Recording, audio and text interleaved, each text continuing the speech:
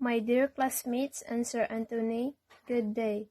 This day, I'm going to report or discuss to you one of the lessons in Lesson 3, which is getting to know yourself, or pag-ila sa tong kaugalingon. Nakaila na baghata sa tong kaugalingon? So, arong mapalawman ang pag-ila sa tong tagsa-tagsa kaugalingon, maminaw kita sa akong i-report karon. Introduction. Body awareness refers to the consciousness to one's body as a whole, and an awareness of the body in relation to movements. Throughout our life, we have to make healthy decisions for ourselves and to our family. Our decisions will influence our total well-being, including quality and cost of our care. To have a sound body, we must have a sound mind, arong masabtan ta sa tanan. The World Health Organization, or WHO, defines health as a state of complete physical, mental, and social wellness, not merely the absence of disease or infirmity. This definition emphasizes health as a positive state of well-being, not just absence of disease. Emotional, physical, and social well-being allows people to fulfill their responsibilities, function effectively in daily activities, and have satisfaction in their intrapersonal and interpersonal relationship. So, sa ato pa, dili lang di ay matawag nga baskog ang ug lawas ang tao kung sa pisikal lang atong tan-awon or walay sakit kun dili gikinahanglan sad nga maayo o himsog ang iyang pagpanghuna-huna ug ang pagpakighugoy-hugoy sa iyang isig katawo. In 2003, more identified components of mental health o kahimsog sa pagpanghuna-huna, and the factors that may influence its components. The first components of mental health: autonomy and independence. The person can look within for guiding values and rules by which to live. He or she considers the opinions and wishes of others but does not allow them to dictate decisions and behavior. An autonomous person can still cooperate with others. The second component of mental health is maximization of one's potential.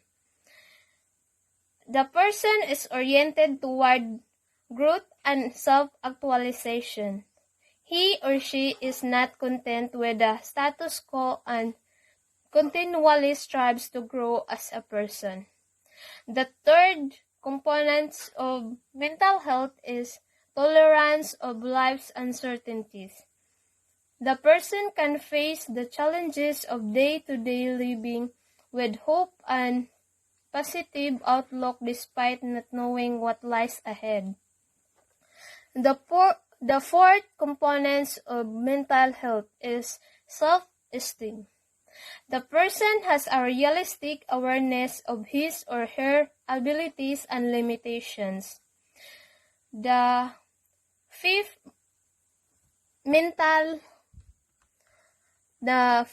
component of mental health is mastery of the environment.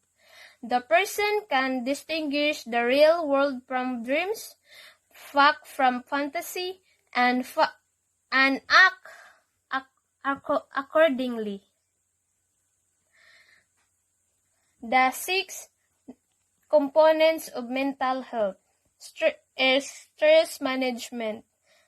The person can tolerate life stresses. He or she can appropriately handle anxiety or grief, and experience failure without devastation. He or she has support from family and friends to cope up with crisis and to realize that the stress will not last. The factors that may affect mental health are individual factor, interpersonal factor, and social or cultural factor. The first influential factors of mental health is individual factor. Includes person's biological makeup such as sense of harmony in life, vitality, ability to find meaning in life, emotional resilience or hardiness, spirituality, and positive identity. The second influential factors of mental health is interpersonal factor, includes effective communication, ability to help others, intimacy, and a balance of separateness and connection. And the last influential factors of mental health is social or cultural factor. Includes a sense of community, access to adequate resources, intolerance of violence, support of diversity among people. Those are the components of mental health and the influential factors of its component. So the continuation of this topic will be tackled by my groupmates. So keep safe everyone and thank you. This is your reporter, Analo Cordoto signing off. Factors influencing a person's mental health can be categorized as individual factors, interpersonal factors, and social or cultural factors. These factors influences the mental health of a person. So kanato sa atong mental health. Ngano kaha? First one, the individual factors. According to Seward on 1997, these factors include a person's biological makeup, sense of harmony in life, vitality, ability to find meaning in life, emotional resilience or hardiness, and the spirituality and positive identity. In general, those included on these individual factors that influence the mental health of a person is all about what that person's perceptions and insights about life, especially an ability to find meaning in life. All of us are seeking for what is really our purpose, right? Like, we often ask ourselves, unsa man jud pulos nako? It may be a positive or an optimistic answer from you, nga mao nang ag ma-influence sa mental health nimo is nindot. Ganahan pa ka mabuhi and such. While in the other hand, some people also will gonna answer like, wa man guro ko'y pulos aning kalibutana, gasamok-samok raman siguro ko. So mao nang ag ma-influence or affect sa ilang mental health is not nice cause it will lead to depression. Worst pa gani ng uban maghikog diba og di na jud kasabot og unsa jud pulos nila kanang nganong naagbuhi pa sila og mura ra man sila wala. So that's why individual factor mismo atong kaugalingon magikan kung unsa nga mental health ag naata. And the second one is the interpersonal factors. These factors include effective communication, ability to help others, intimacy, a balance of separateness and connection. Because if we say interpersonal, it is the communication we have for others, right? So what we do and what we have for others is a big help for our mental health, especially anang natay permika istorya. Having intimacy relationships to the family, friends, and classmates. They give a big contribution to our mental health. There may be a positive and negative contribution from them kay lagi di boy aputanan nga ilahang makontribute kay maayo tanan sa itong mental health na bayay dili. For example, kanang sa mga peers nato, sa mga grupo-grupo nga kanang naagilhang ma-influence sa atong mental health kay dili maayo, like for example dili na lang manood sa klase kay tura sa bilyaran and such ing ana. So diba sa ilang mental health mas prioritize nila ag dili dapat. So maunang either positive and negative contribution. We just should know to distinguish unsa joy is set aside nga dili maayo sa tong mental health and pabilin ag maayo. And the third one is the social or cultural factors. According to Weidbeck on 2004, these factors that influence the mental health of the person include a sense of community, access to adequate resources, intolerance of violence, and the support of diversity among people. This factor is similar to the interpersonal factor as it also about other people. Kay lagi social, naa dira ag sense of community, support of diversity among people, like you can adjust easily to the changes of the people around you, and also like makihalubilo ka sa imuhang palibot is a good thing sa mental health sa usa ka tawo kay lagi you interact to other people. You will not be only drawn to yourself alone. Though nasa negative ang social or cultural factors nga maka-influence sa mental health sa usa ka tawo kay diba naabaya dira ag pressure sa mga tawo sa imong palibot kay lagi naa sila expectations nga dapat ilang makita nimo. So yeah, you just need to adjust and don't mind the people that surrounds you that will gonna intrude and affect your mental health. So yeah, the four major divisions of the human body in relation to movements.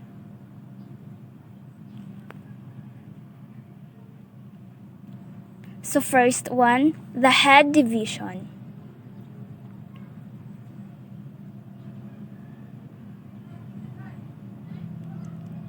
Includes the top of the head, the forehead, the back of head, the chin, the jaw, the cheeks, and the neck. Those are the part of the head division. And since the title is the major divisions of the human body in relation to movements, so these are the some examples in the head division. The up and down, the left and the right,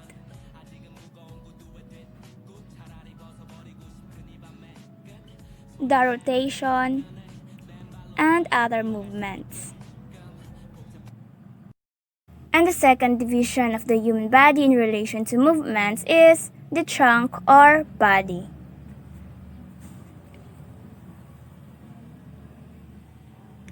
This includes chest or rib cage, the diaphragm, the abdomen, the waist, the buttocks, and the back.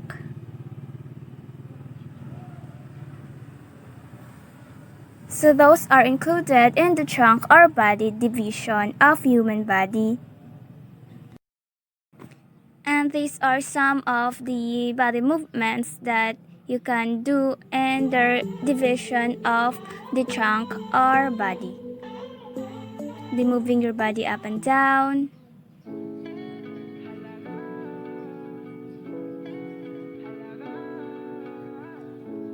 moving your body front and back, and other movements that you can do.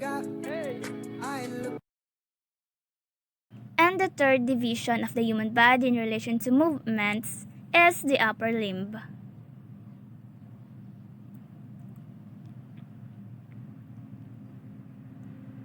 This includes the elbows, wrist,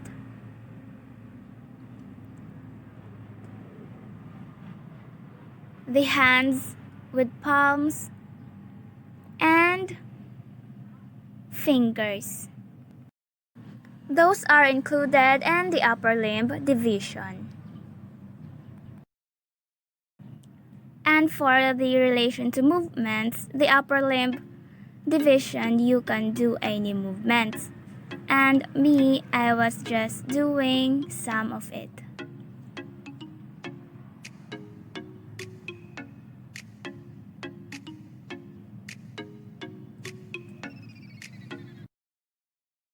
And the last division of the human body in relation to movements is the lower limb. And this includes the thigh, legs, knees, ankle, feet, toes, and soles.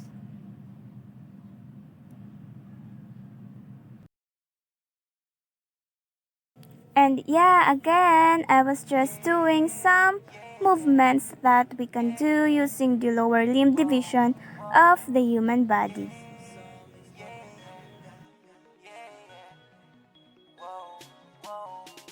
Baby, paminawa, kining akong kantaha para jud ni sa imuha. Sultian ka sa akong pagbati, gikan jud ni sa akong kasing-kasing. Baby, love di ka. Baby, love di ka. Baby, love di ka. Ikaw ra jud ug wala ilahin pa. Movements of the joints, upper and lower limbs.